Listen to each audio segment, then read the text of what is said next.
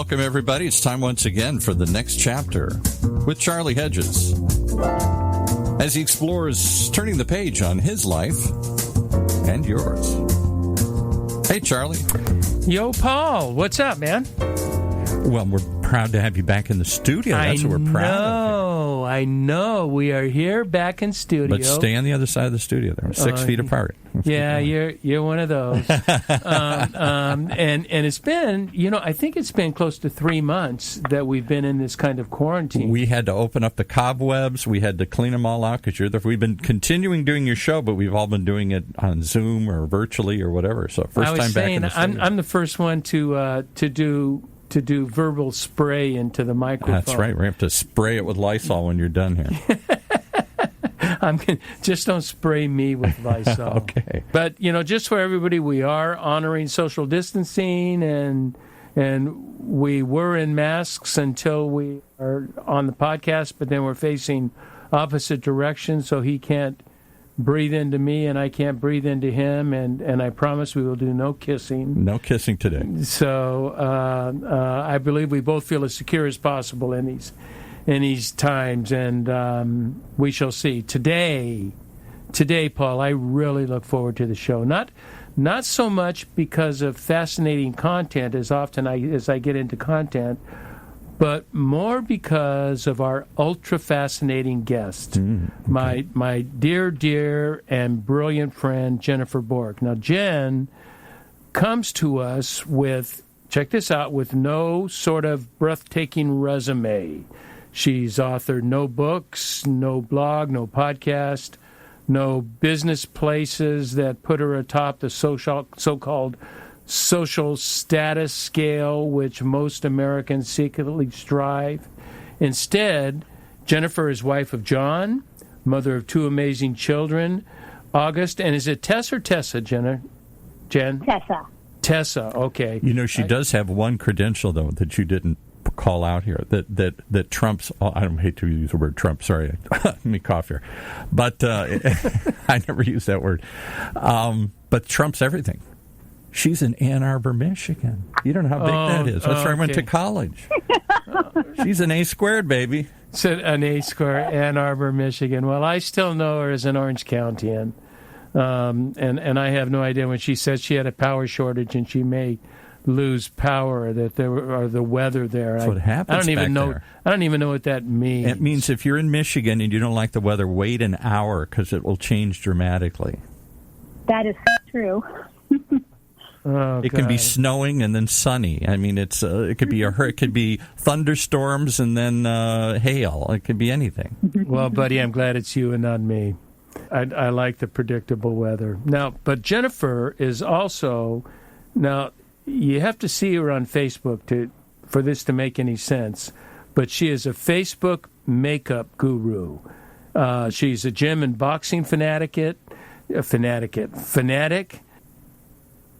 But mostly Jennifer is a woman with as much practical wisdom as anyone I have ever known. Jennifer and I worked very closely together in the late 90s and early 2000s. Is that right? Do I have my dates right, Jen? I think that's about right. It seems like it wasn't that long ago, but that is a lifetime ago. Yeah, it is. And Jennifer was the executive director of my company. But her real job was my creative muse. Apart from my wife, I don't think anyone gets me that really understands me like Jennifer.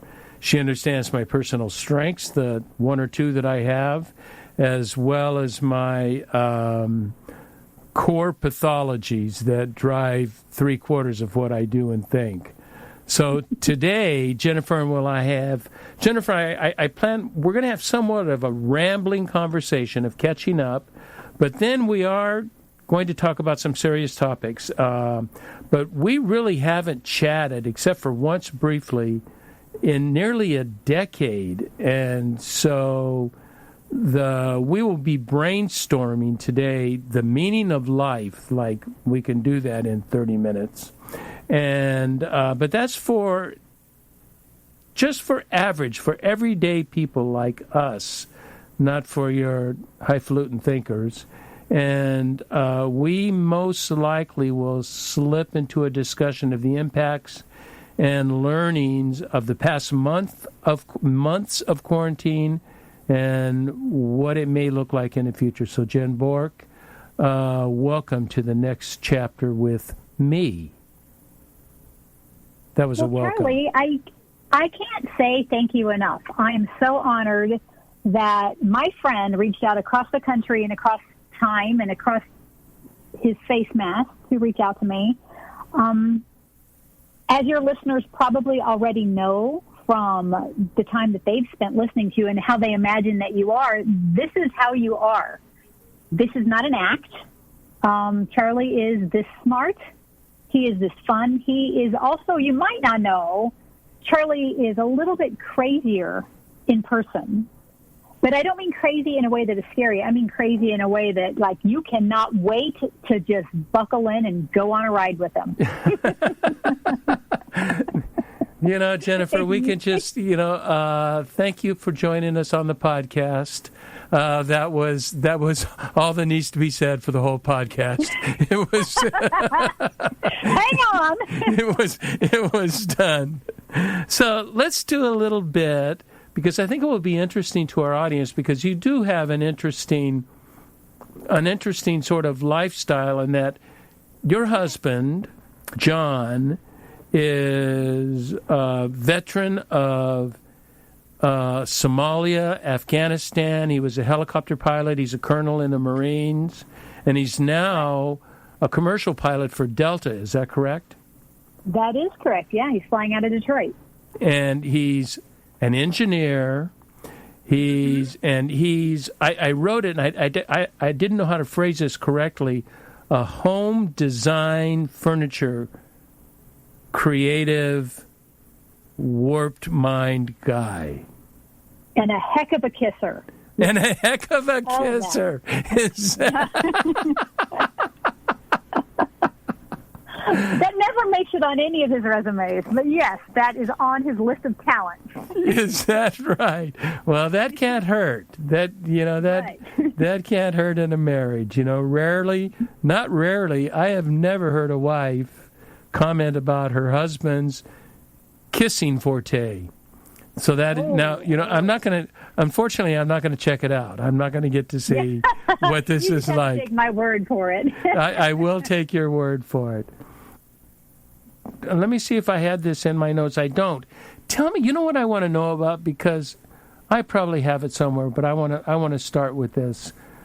Your makeup guru thing is so fun, Jennifer. I mean, I actually watched them for 10 or 15 minutes for you to convert yourself from, and it is so fun. You're just flat gorgeous, and you're gorgeous with no makeup, and then you put makeup on, and you're a model. I mean, it's amazing. It's amazing what you do with this. Does that little business do well for you? It does. It's one of those things that I just have like this weird little niche where I can put into words how all these mysterious smoke and mirror things actually work. It's very difficult when you walk into a big, giant beauty store to try and understand how it all works.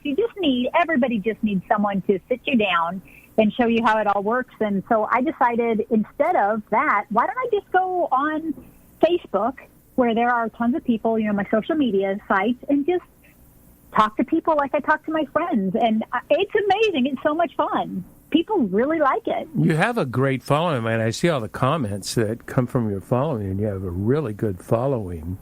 And it sounds like you really do believe in your product. Yeah, I don't talk about things that I don't like. So, yeah, I make sure that I only would tell anyone to buy something that I would tell my friend that I see every day that would come back and say, I hate this.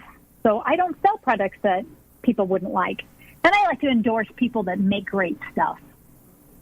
Yeah, that's very kind. That's just out of the goodness of your heart.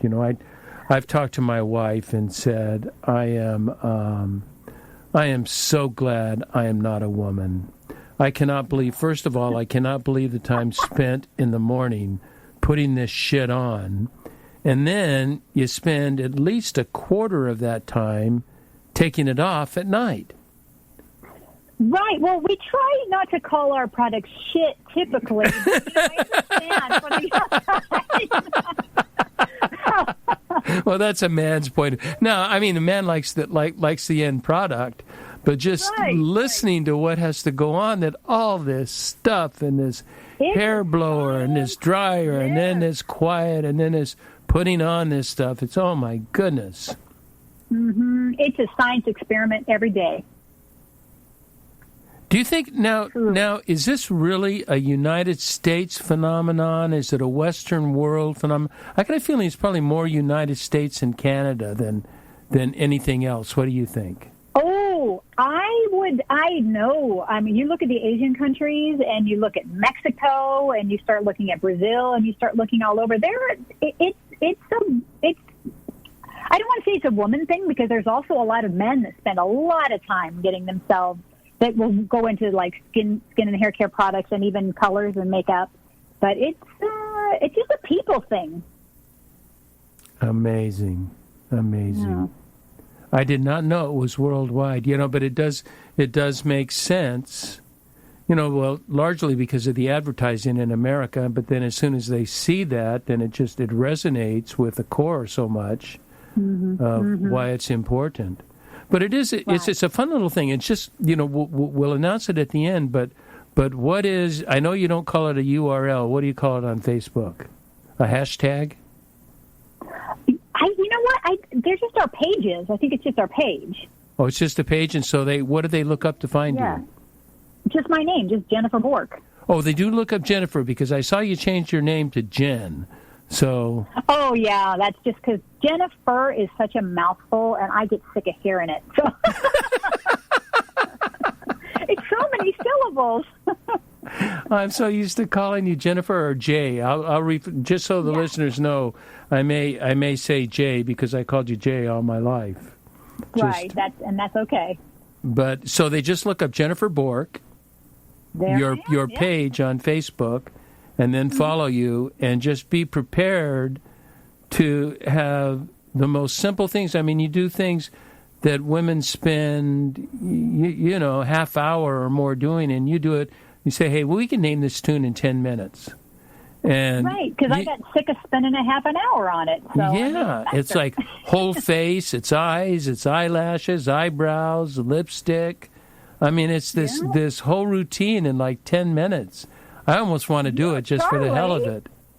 You know all the names. I'm impressed. What names? Like the names, mascara and, eyes and lips. And my husband just calls it the face crap, No, my husband's wife has passed the classes as an esthetician. Is that what you call them? And she's and she focuses on eyelashes, which is completely you can't do anything now with eyelashes, but that's where she wants to focus her attention on is eyelashes. Smart move. Is it? Smart move. Oh, so much money in eyelashes. Yes. Okay, let's go into that. Was fun. And let's go into as Timmons used to say, let's go down deep and stay down long. All right. So we'll talk about philosophy of life, because really, I mean, Jennifer, you were so instrumental in the products that we produced, and we produced one product that I won't even say the name of, but it did sell $1 million worth of product, which is. She did okay. Yeah. That's not a bad product. It sells. Now, it's not like either you or I got anywhere near $1 million out of it. We were trying to still, scrape out a living to go to soup plantation. But well, we did get sushi. Come on, we got sushi. Yeah, we got sushi, and I'm still a sushi fanatic. Are you? Oh, it's hard to find here, but yeah, I will drive all the way to Detroit. Yep. Not today, you won't. No, not today. No, not for a couple of months, but I'm going back. Yeah. So you brought up an idea when we were texting, what we might do on the podcast. You brought up this idea that I'm interested in, and you said you wanted to chat about the meaning of life in relationship from the perspective of doing versus being. That we are not what we do, we are what we be, or something. So can you explain your distinctives to me? I can, yeah. So I started,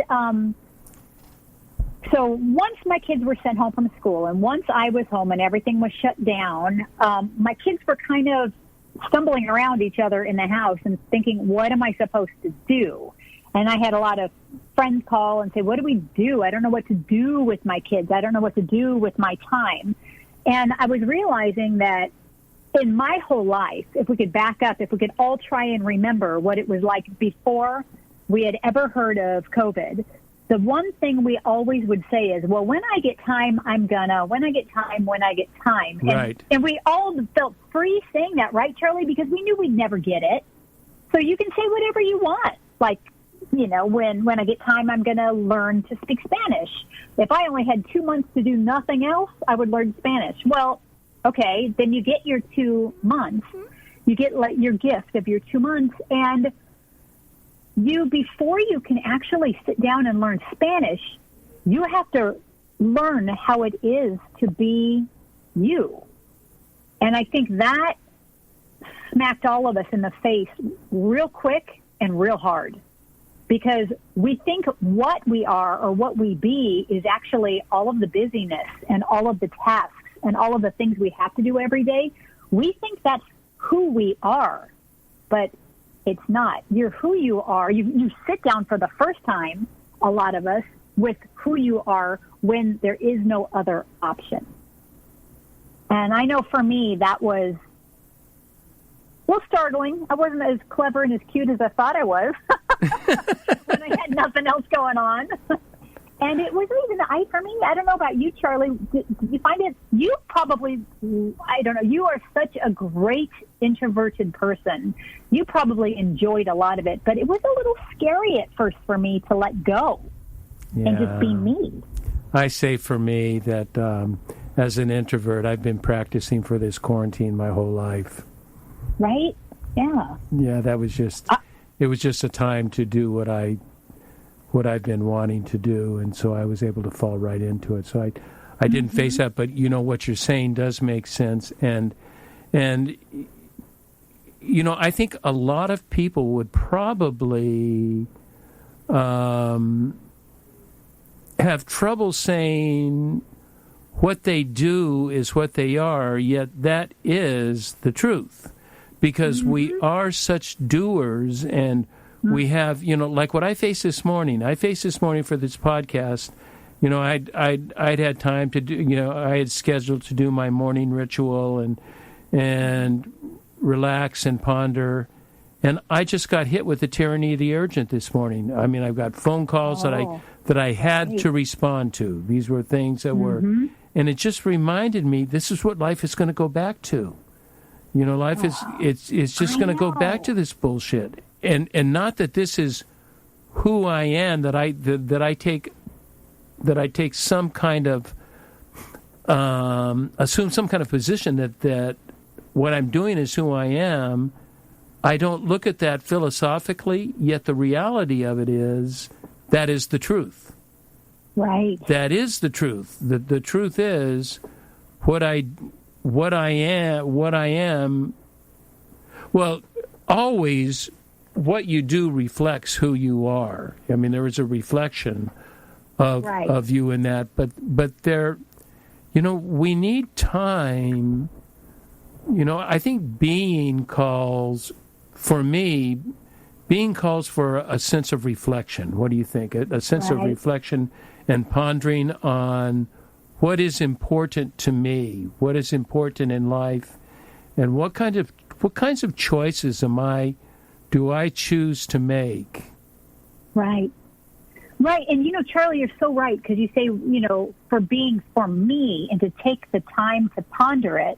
Well, a lot of the times we don't give ourselves time to think about what anything is for us. How does that look for me? Because we're thinking, how is this even just a wise use of my time? You know, I've got 14 things to do today. I don't have time to sit around and think how it feeds me. I just have to think about getting everyone else fed. I guess you could look at it that way. What is the alternative, Jay? I mean, what's you know, these things come upon us and we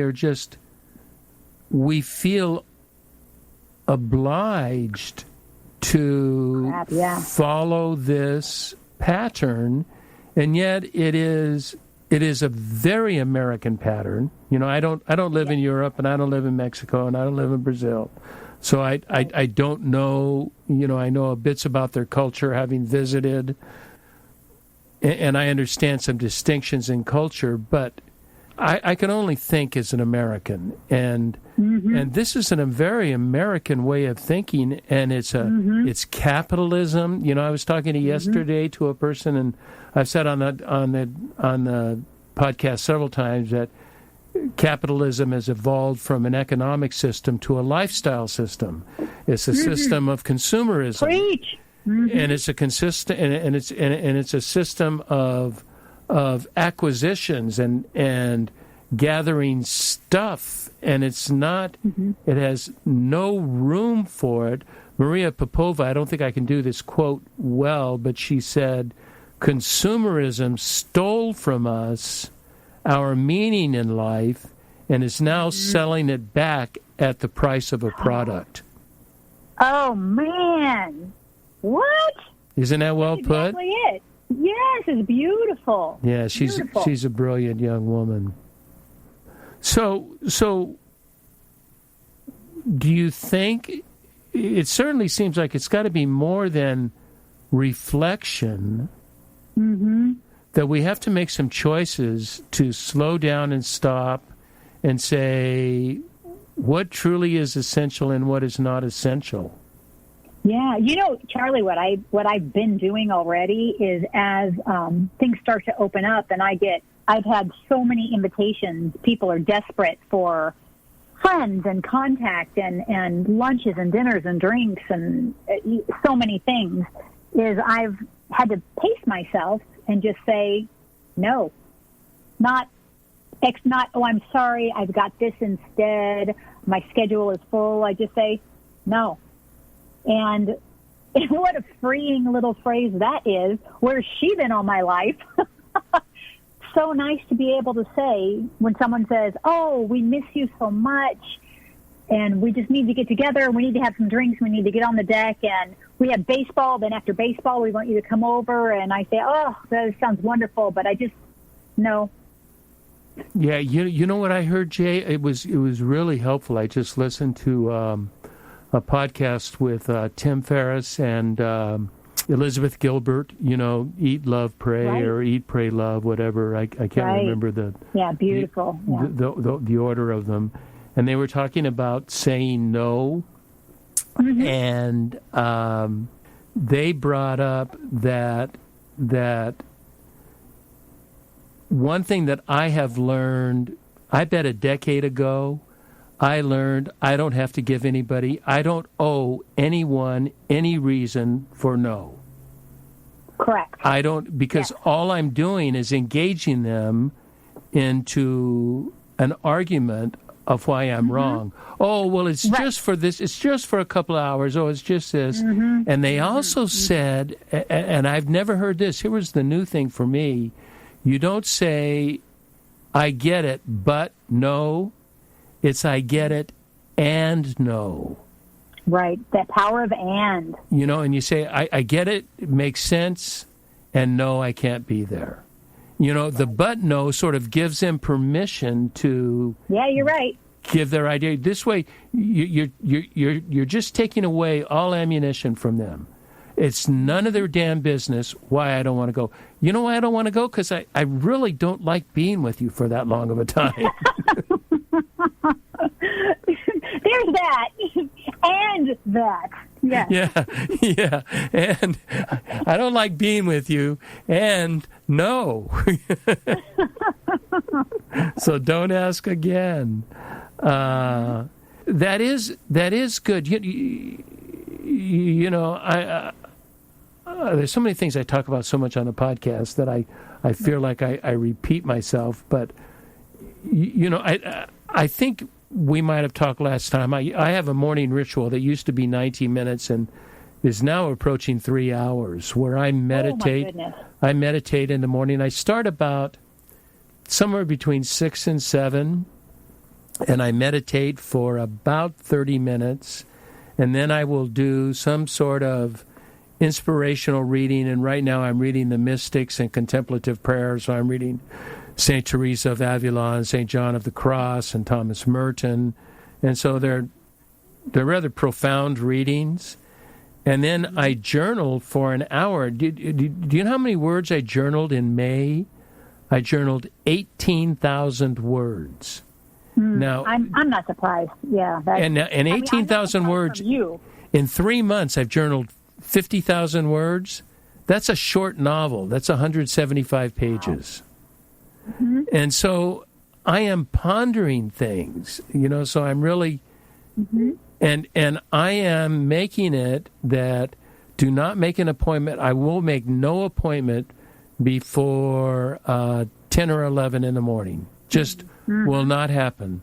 Because I don't read newspapers before, I don't read anything, don't read any emails, nothing. I want none of that on my mind as I'm going into meditation, and where I'm trying to dispel all thoughts. And so, why don't I read the newspaper before I meditate?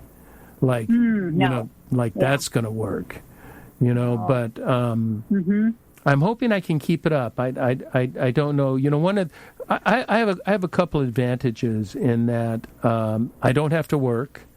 I have, you know, it's not like I don't work. You know, I probably work 25 to 30 hours a week doing things, but I don't have to. I'm retired, and I can take those early mornings. I can tell people, it's my morning ritual. You know, I don't even think about talking to me then. Don't even think about calling. The phone's on mute. You know, I'm not going to do it. So, you know, I'm not in your situation. You know, I don't have an 18-year-old and a 14-year-old. Is that right? You know, I mean, or a 5-year-old and a 2-year-old. Right. You know, that makes life quite a bit different. You have to get up at 3 o'clock in the morning. Right. Yeah. You know, to find quiet time. But sometimes we do need to consider that. I think that's true. You know something else I want your opinion on. I'm watching a 1988 PBS special.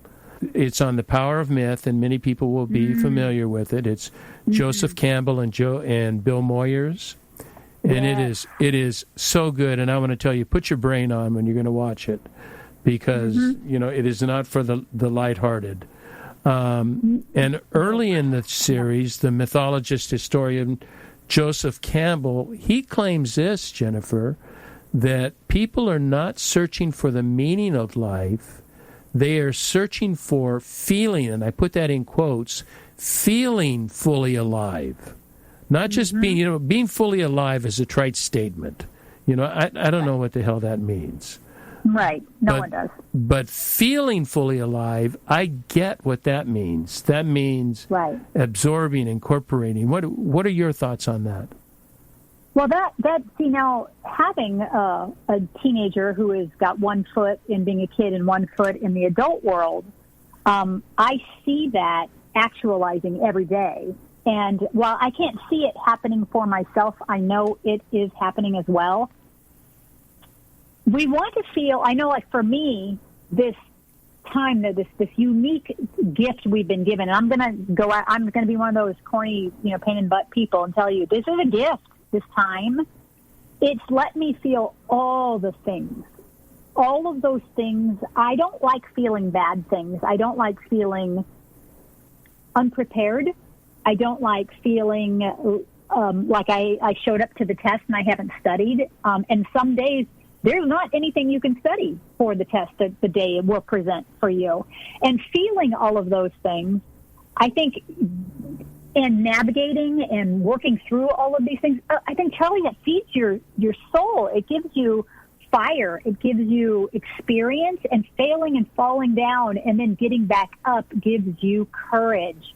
And I think it's taken me this forced time to be able to allow myself to feel all these things and to see, holy crap, I have all of this in me already. This is already here. You know, I'm a fully developed person. I don't need time to figure myself out. I just need to get out of my way a little bit, maybe every day, like you're saying in your morning, and just feel what I already have.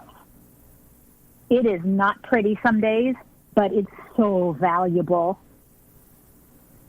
Boy, Jennifer, you're really hitting something that I believe strongly. I believe less in discovery and more in recognition that in our souls we are DNA'd to understand wisdom and joy of life and joie de vivre, or how you say that.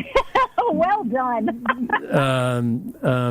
We are DNA'd for that. We are DNA'd for God. We are DNA'd for wisdom, and it's already in there. I believe at creation it was already in there, but due to the crap of the world, it's been hidden. And so what we do is that we don't discover wisdom and new things. We recognize it. We recognize it for the truth that it already is. It is already inside of us. And that's why we go, oh, you know, it's not like, you know, great wisdom is like, oh, I never thought of that. It's like, I've always thought of that, but I've just never been able to put it into words. That's exactly it, yes. I think, Charlie, also, don't you think that, like, little kids, like, if you ever get a chance to sit down with little kids, they're profoundly wise in the way they see the world. And it's because of one little thing I've been toying with lately is they only answer the exact question that is asked. If they're asking a question, someone is asking them, the world is asking them, they only answer that one question. And I think that is like true wisdom instead of, we do so much prepping inside of our head of how we're going to answer every question and what it means and how it reflects on us and what the person wants to hear, instead of just answering the specific question with specific, concise words. I think that's freeing. And I think that's a lot of wisdom in that. I have never, ever thought of that. How many sort of preambles will I have to protect the position or answer the question that you want me to answer? Before I answer the question, I want to make sure that I'm understood or that I'm not disregarded. And let me clarify before I answer. What? Answer. Yeah, let me clarify because I know you're not going to understand. Rather than just put it out. Let me prepare you for how genius I am. It is because you're really not bright enough to catch what I'm saying. Oh, that's so insightful. I'd written down in my notes a couple of things, and I think they're probably a bit too weighty, although I want to get into them just a little bit because I think they show. Oh, my producer, you know, I'm kind of going to a. No, I'm going to do this, Paul. And then we're going to have a break after this. He wants to have a break, but I want to do this because I want to change subjects, and that is a difference. You know, what is your basic philosophy of life? Is life a duty or a pleasure? And I think the answer is yes. It's both. I just read Viktor Frankl's. They just came out with the English translation of Viktor Translate. You know, he wrote Man's Search for Meaning. You know, that's hugely successful, and he wrote it months after coming out of the concentration camp in Germany. Yeah, I read that in college. And then he's got a series that is just like this year, published in English, that was written in 1946, and it's called Yes to Life. Oh, okay. And And Franco got me thinking about different aspects of life, and there are two philosophies that are ancient philosophies that are come from 500 BC, I believe, and from Epicurus and from the Stoics, of which later writers, Marcus Aurelius and Seneca wrote. And the Stoics take a look at life on accepting life on life's terms and dealing with it with sound rationale and acceptance. You just accept what it is, deal with it rationally, understand your core, live according to your core, according to who you are. That is sort of the essence of life. Epicurus, really has been bastardized in our century, because Epicurean thought is not about getting drunk and screwing. That's really, that's what it's taken now. That's the definition. But Epicurus was quite simply about, a lot of people say that it was a pursuit of pleasure in life, but really what it is pursuing flourishing in life. And I like Stoicism a lot. I mean, I there's a lot of my practical life that is from the Stoics, but I'd lean toward Epicurus. Don't you think that living, that's like feeling fully alive, living a flourishing life, or flourishing in life. I think that is, to me, that word flourishing, that sounds, it doesn't sound insurmountable or daunting. It sounds like a relief. Don't we all want that? Don't we all just want to be in our happy place doing the things that we love to do and that we love to share with other people and make them happy in some way? I think that's the whole point. Yeah, and that's, and that brings in the things we were talking about, the worry of the tyranny of the urgent. There are some things that are the tyranny of the urgent that are, urgent and unimportant. But there are urgent and important things in Covey's quadrants, who made up this tyranny of the urgent. I think he was the first one really to write about it. There are things that are urgent and important, and it's important to do those. But we get caught up so daily in the urgent and unimportant. Right. Yeah, it's those little tasky things that preoccupy, that eat up all your time, that are very sticky. They stick to each other and they snowball, and you end up going in the wrong direction. Not in the wrong direction, but going in a different direction from the things that do bring you that feeling of, this is why I got up today. Get you away from that until you forget that you had a reason in the first place. Yeah, and that you have a choice. Yeah. Right, exactly. That you actually have a choice. You don't have to do this. You can, as you said, you can say no. And it could just be for the reason that you don't want to do it. Okay, let's take a quick break, and then we're going to come back on another subject. Okay.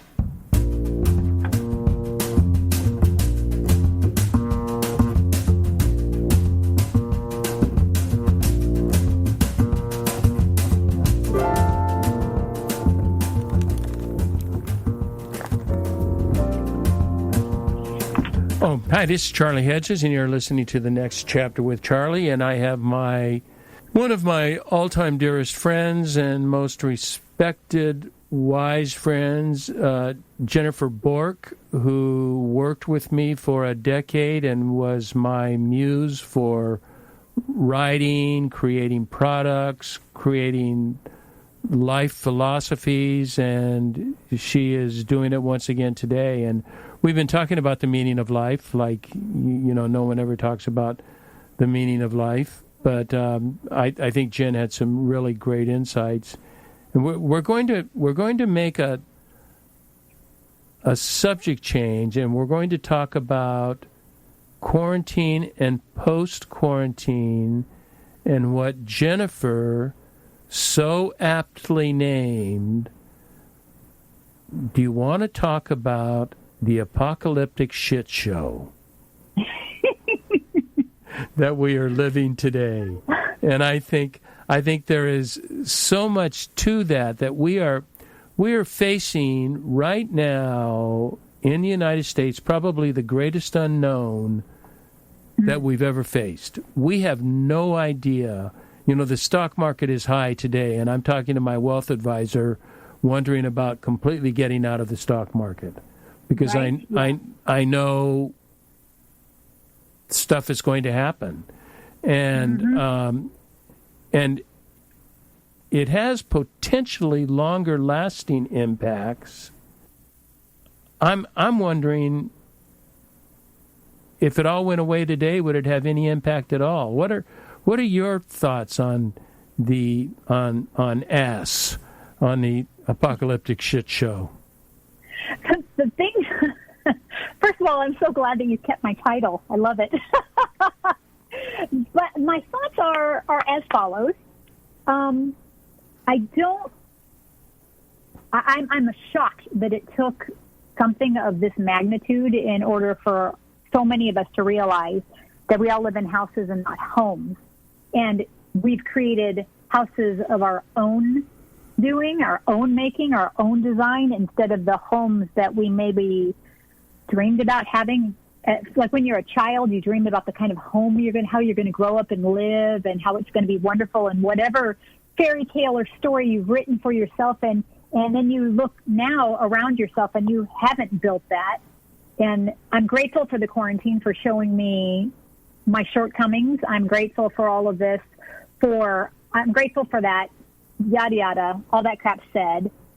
I hope we don't go back to this chapter is over, moving on to the next, and just pick up exactly where we were. I hope that, for me, I'm trying to look at as the life I knew before died during the quarantine. Everything that I knew kind of died. And I don't mean joy and fun and all of that. I just mean the way that I was living life died. And now I'm this new person that's coming out, and I'm going to be a lot more careful with how I fill my time and how I fill my mind and my space and where I share my energy, because it is precious. And now, I'm 50, so I'm looking at the life pre-quarantine was all of my youth. And now post-quarantine, what do I want to take that I learned from my youth into that?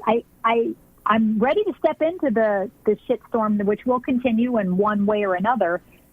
But I want to be smarter about it. I want to take with me only the things that serve me, and not, my albatross around my neck. I just want to cut that guy off and move forward a little bit lighter. What might that makes perfect sense. Can you give me an idea of what that might look like? Right. I think that you know me, I have spent a lot of my life, and I'm sure a lot of people can relate to this, is I have ideas of what I want for me, but I also want to make sure that everyone around me gets whatever they need from me, so that I can feel like I am important, I guess. Like, not important, but like that I'm needed, that I'm helping, that I'm, and I have this, it's almost like a compulsion to want to make sure that everyone feels like they're getting from me something they can only get from me. And I realize what I'm giving is I'm not just giving them what they need, I'm giving away part of me. And so that's one thing that I'm looking forward to, maybe measuring out a little bit more different now, a little bit more judiciously, as opposed to just ladling it across everyone. I can pick, how I spend all of that energy. Because you only get so much. Like I said, I'm not 20 anymore. I don't have all day's worth of energy anymore. No. Wait till you're 70. Oh, yeah. Well, I'm hoping I have more than I thought. I mean, man, I didn't think I'd have what I have now. Yeah, I certainly didn't at 70. I don't feel 70. Well, you've never seen, Charlie, I've known you a long time, and you've never seen the number that is attached to your name. And I think that is because of your soul. I think we all, barring any huge medical issues that may come up in your life, we're kind of as old as we decide we are. Yeah, that's true.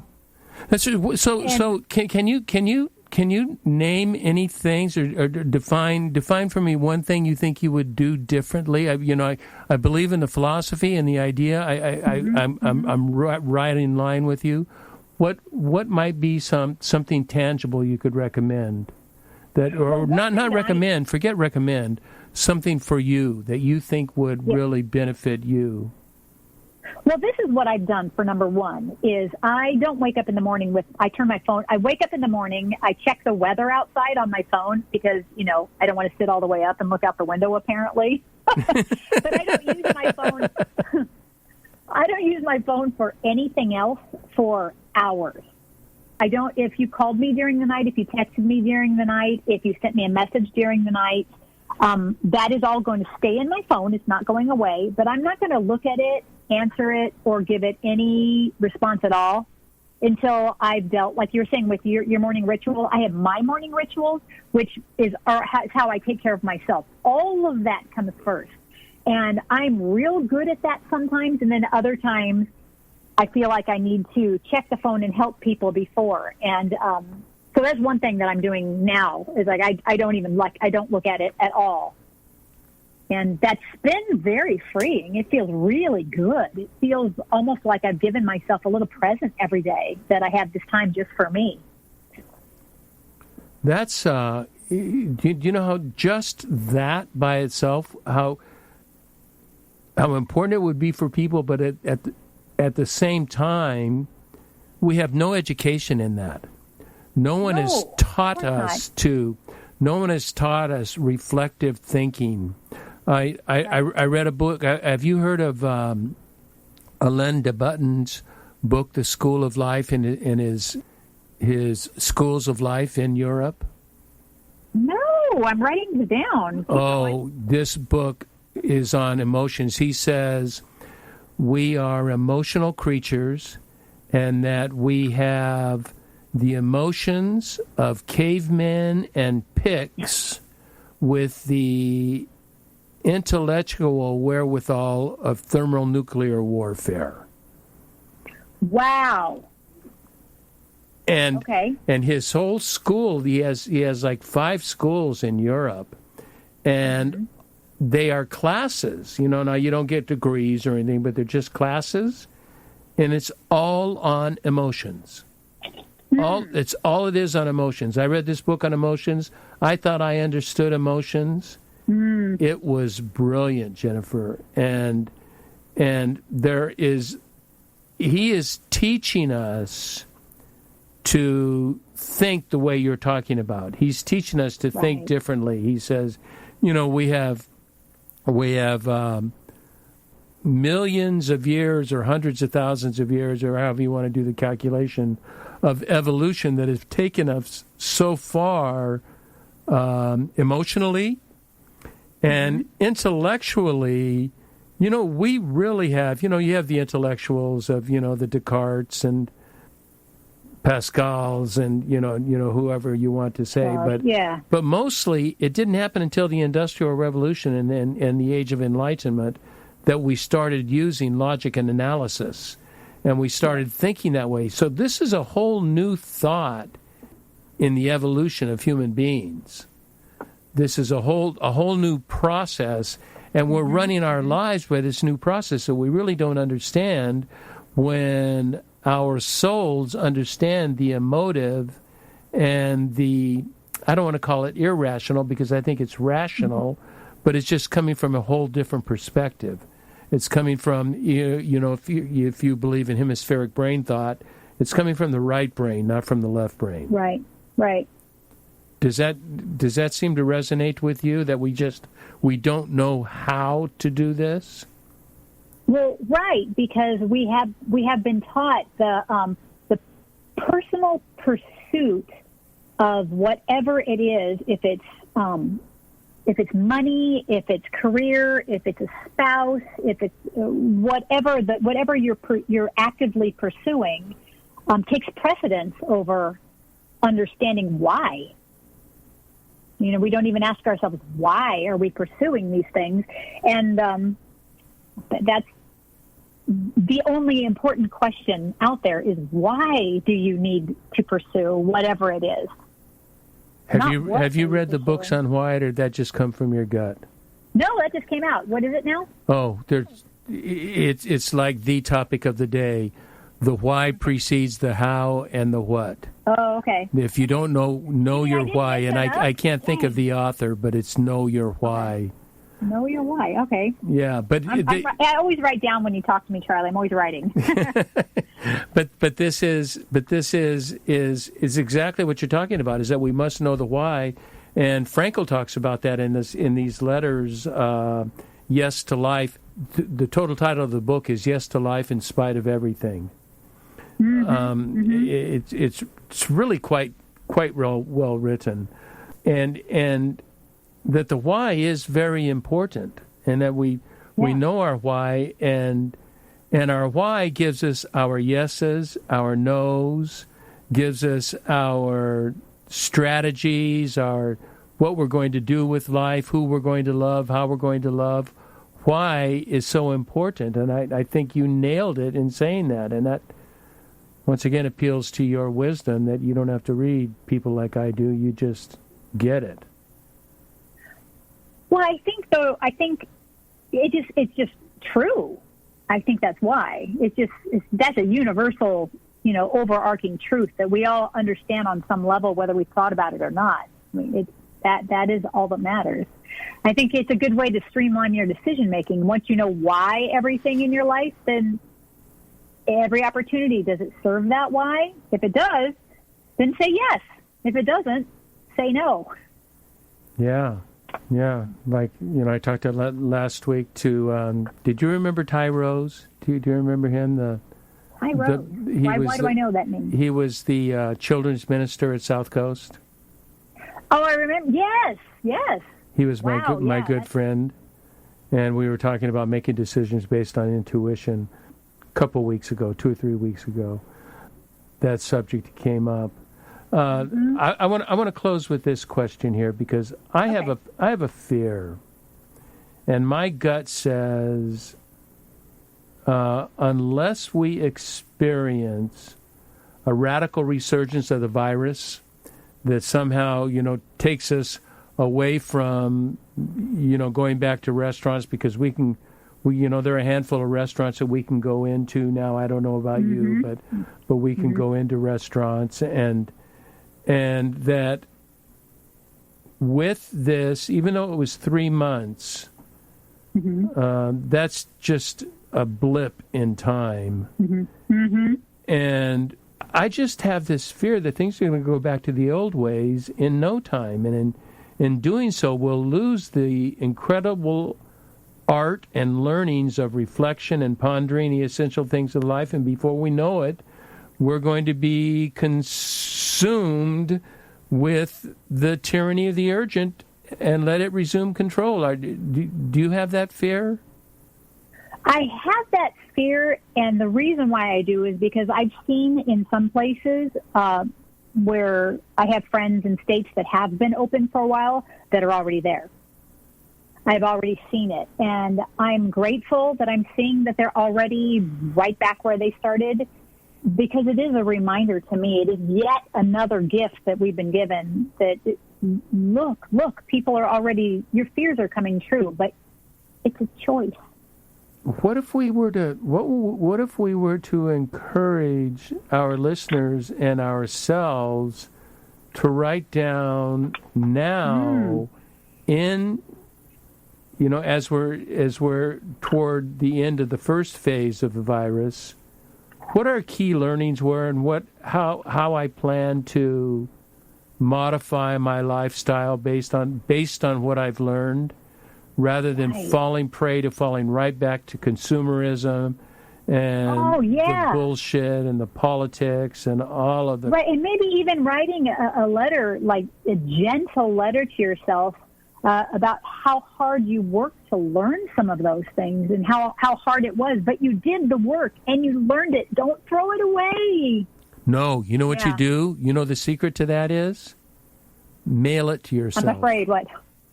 Mail it to yourself. Yes. You get it in the mail, and then for some reason when you receive it in the mail, you'll read it again.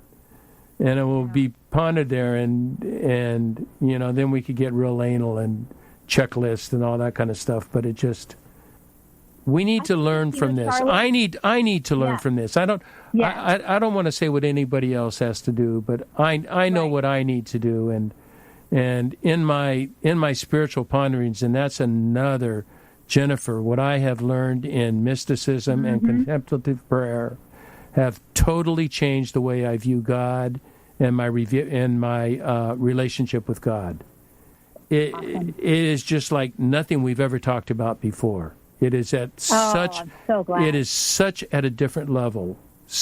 Can we go for another hour? I want to hear it all. Okay, we'll talk about it, and it's very encouraging. Jennifer, unfortunately we are out of time, and you and I could go on for a little while longer, that's for sure. I just, talking to you just always encourages me. I can see why you are my muse. When I get writer's block, I need to just call Jay. Call me. I enjoy your ideas and your twists and turns. They thrill me. I love the way your weird little mind works, Charlie. You're amazing. You are an amazing person. Oh, that is so kind of you, Jennifer. Thank you so much. And I want to thank you for being on the podcast with me, and remind everyone that there is so much more to Jennifer than makeup.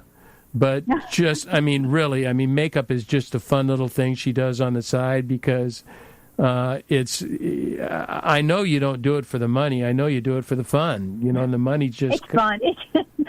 I'm addicted to fun. It's great. Yeah, you've always been fun. And so please check out Jennifer Bork, her Facebook page, and follow her and get her little makeup things. Even guys, it's fun to watch her, and it's fun to watch a beautiful woman start and become a model. It's watch the sausage being made. Look at me. You've been great. So thank you, Jay. I love talking to you, and I also want to thank all of our audience for tuning in to The Next Chapter with Charlie, and be sure to check us out at our website, thenextchapter.life. And until next, this is Charlie Hedges signing off. Bye for now.